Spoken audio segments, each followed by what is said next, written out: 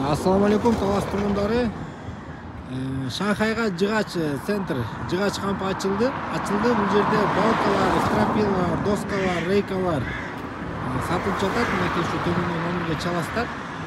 Дареги ушу трассанын боюнда. Мынакей жыгач центр. Адрес Мунира супермаркетинин мынакей тушунда. Андан тышкары дагы бул жакта туалет душтагы заказ менен жасашат экен. Баасы 6000ден. Да, бул жака цементтер келет де жакында.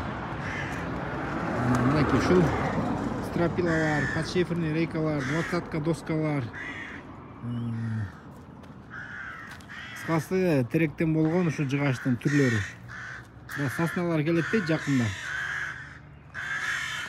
Жыгач керек болгон бир туугандар мынакей ушул жерге кайрылсаңыздар, доставкасы дагы бар деп жатат.